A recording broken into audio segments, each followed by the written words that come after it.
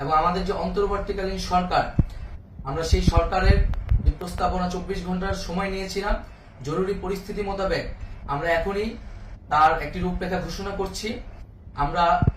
আমরা সিদ্ধান্ত নিয়েছি যে সর্বজন গ্রহণযোগ্য আন্তর্জাতিক খ্যাতিসম্পন্ন নোবেল পুরস্কার বিজয়ী ডক্টর মোহাম্মদ ইউনূসকে প্রধান উপদেষ্টা করে অন্তর্বর্তীকালীন সরকার গঠন করা হবে এবং ডক্টর মোহাম্মদ ইউনূসের সাথেও আমাদের কথা হয়েছে।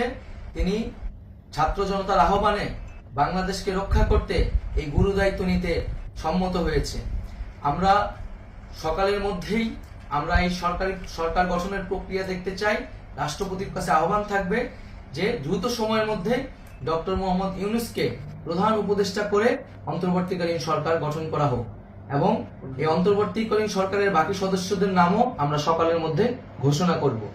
প্রিয় বন্ধুগণ, দেশে যে অরাজকতা চলছে, মানুষের জীবনের নিরাপত্তাহীনতা চলছে, সেজন্য আমরা রাষ্ট্রপতির কাছে আহ্বান জানাচ্ছি দেশে আইন শৃঙ্খলা পরিবেশ ফিরিয়ে আনার জন্য দ্রুত সময়ের মধ্যে কার্যকর ব্যবস্থা নিতে হবে এবং আইন শৃঙ্খলা বাহিনীকে সহযোগিতা করার জন্য মুক্তিকামী ছাত্র জনতাও রাজপথে থাকবে এবং অন্তর্বর্তীকালীন সরকার গঠন না হওয়া পর্যন্ত মুক্তিকামী ছাত্র জনতাকে রাজপথে থেকে তাদের যে অভ্যুত্থান, সেই অভ্যুত্থানকে রক্ষা করতে হবে।